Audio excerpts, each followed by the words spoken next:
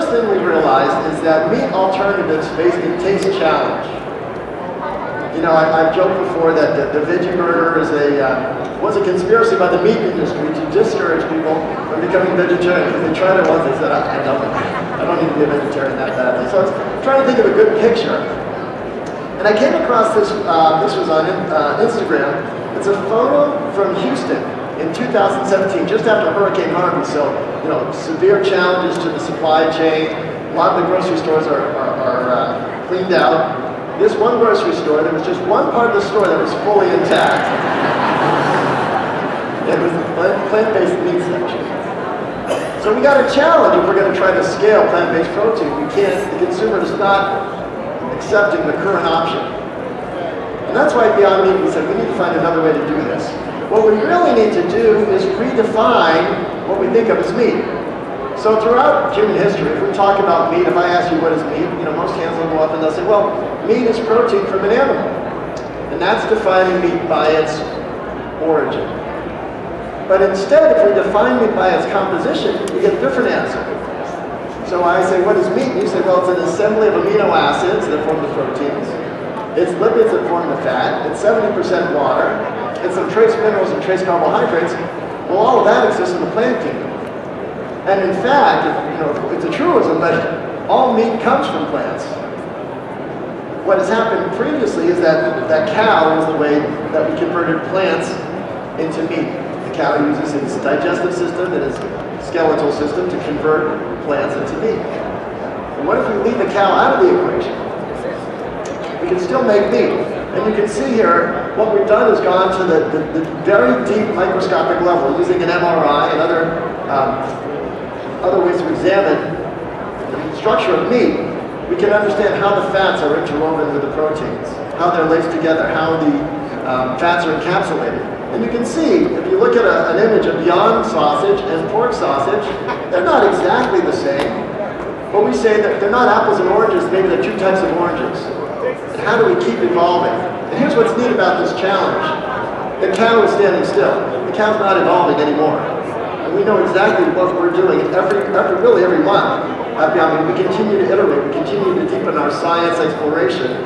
We have 70 scientists in our, what's called the Manhattan Beach Project, because we're located really close to Manhattan Beach. We continue to go after this project. And you can see the outcome. And we've seen it in the marketplace as well. So, just as consumers were moving towards an undoing of food, they're also responding to what we call the redoing of food. And let's talk about the response. This is what the product looks like. Raise your hand if you've tasted Beyond Meat. Good opportunity. For those of you who haven't, we're here at booth 825. We've got a team here that's providing samples. But the key step for Beyond Meat, there's two key steps. The first one was to develop a product like the Beyond Burger that cooks and sizzles and tastes like its animal-based counterpart. The second key step, and this is where you all come in, was getting the product merchandised in the meat section of the grocery store. When we were in the freezer section, where all the other vegetarian veggie burgers were carried, we were only reaching 5% of the audience. When we got to the meat case, we reached a much larger audience, we become much more accessible. And what we say, the vision is to redefine the meat case to make it the protein case. So it's not just hamburgers and chicken breast and turkey burgers. It's cow protein, chicken protein, and plant protein, all part of the same continuum. And the stores have absolutely responded, and as we've seen, in fact, they're building out these sections often right adjacent to the meat counterpart, the animal-based meat counterpart. And then there's other benefits when this happens. The first one is the environmental impact. We worked with the University of Michigan to conduct a third-party peer-reviewed life cycle analysis.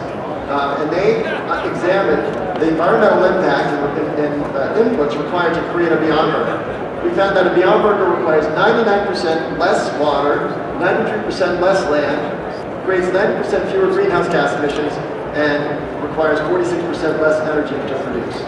So a dramatically different environmental footprint. And as we think about scaling this kind of business globally, we think about whole countries that really, from an environmental perspective, or perhaps even from a water resources and land resources and financial resources perspective, may not even be able to afford a livestock industry.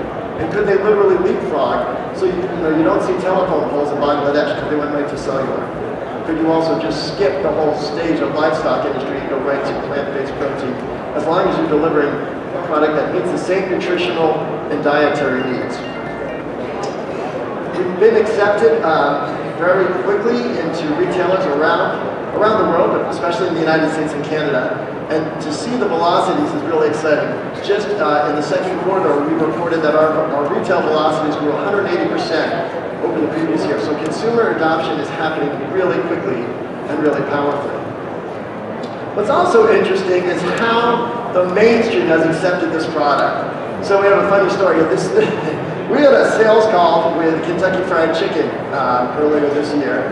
And we said, have you guys seen the South Park episode? They hadn't seen it, but there is a South Park episode where Cartman tries to convince his girlfriend to go vegetarian by writing Beyond on all these different meat products. So they hadn't seen it, but they did take us up and take South Park up on the idea. So we did a one-day pop-up in a Kentucky Fried Chicken store in Atlanta, and here's what happened. Today, the chicken chain is testing plant-based chicken nuggets. Ooh, tastes like chicken. KFC goes beyond meat. It's Kentucky Fried Chicken, but it's made with Beyond Meat. Kentucky Fried Chicken is partnering with Beyond Meat to plant-based chicken nuggets.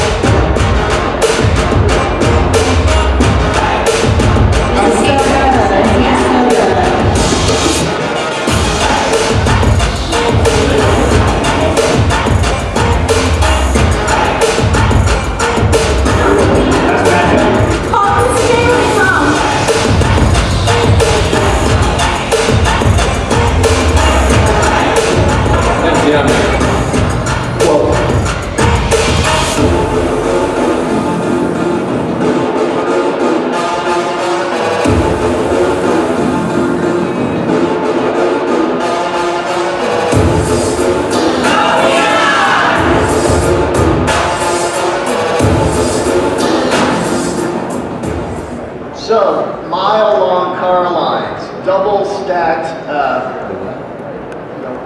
ordering, sold out in 5 hours. What's interesting about that, it wasn't the first time Kentucky Fried Chicken has had vegan chicken substitute offerings. What was different was that it was a branded presence.